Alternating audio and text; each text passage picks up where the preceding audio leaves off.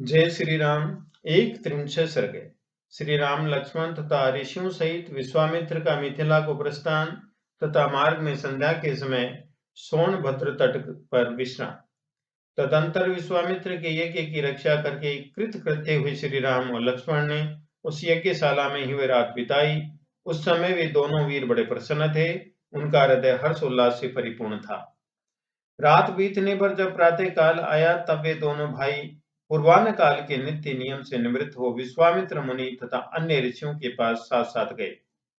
वहां जाकर उन्होंने प्रज्वलित अग्नि के समान तेजस्वी मुनि श्रेष्ठ विश्वामित्र को प्रणाम किया और मधुर भाषा में ये परम उदार वचन कहा। मुनिवर, हम दोनों किंकर आपकी सेवा में उपस्थित हैं। मुनि श्रेष्ठ, आज्ञा दीजिए, हम क्या सेवा करें। उन दोनों के ऐसा कहने पर वे सभी महर्षि विश्वामित्र को आगे करके श्री रामचंद्र जी से बोले, नरश्रेष्ठ, मिथिला के राजा जनक का परम धर्ममय यज्ञ प्रारंभ होने वाला है। उसमें हम सब लोग जाएंगे। पुरुष सिंह, तुम्हें भी हमारे साथ वहां चलना है। वहां एक बड़ा ही अद्भुत धनुष रत्न है, तुम्हें उसे देखना चाहिए। पुरुष परिवार पहले कभी यज्ञ में पधारे हुए देवताओं ने जनक के किसी पूर्व पुरुष को वह धनुष दिया था। वह कितना प्रबल और भारी है, इसका कोई माप तोल नहीं है। वह बहुत ही प्रकाशमान एवं भयंकर है।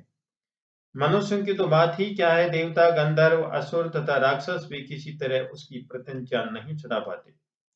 उस धनुष की शक्ति का पता लगाने के लिए कितने ही महाबली राजा और राजकुमार आए, किंतु कोई भी उसे चढ़ा नहीं सके।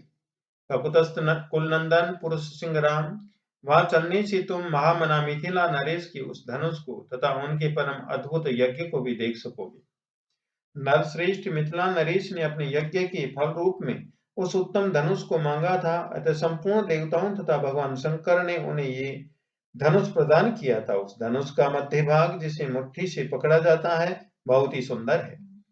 रघुनंदन, राजा जनक के महल में वह धनुष पूजनीय देवताओं की भांति प्रतिष्ठित है और नाना प्रकार के गंध, धूप तथा अगुरु आदि सुगंधित पदार्थों से उसकी पूजा होती है। ऐसा कहकर मुनिवर विश्वामित्र जी ने उन देवताओं से आज्ञा ली और ऋषि मंडली तथा राम लक्ष्मण के साथ यहाँ से प्रस्थान किया।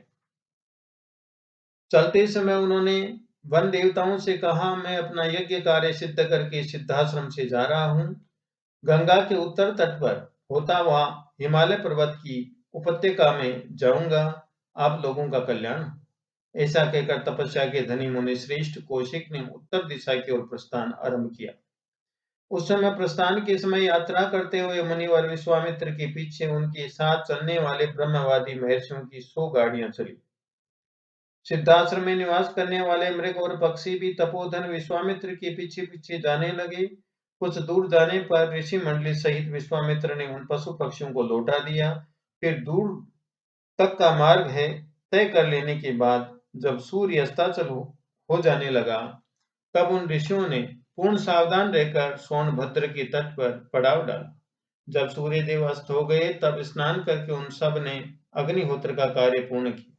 इसके बाद वे सभी अमित तेजस्वी ऋषि मुनिवर विश्वामित्र को आगे करके बैठे।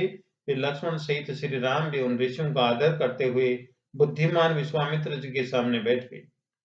तत्पश्चात महातेजस्वी श्री राम ने तपस्या के धनी मुनि श्रेष्ठ विश्वामित्र से कौतूहल पूर्वक पूछा, भगवान, ये हरे भरे समृद्धशाली वन से सुशोभित देश कौन सा है?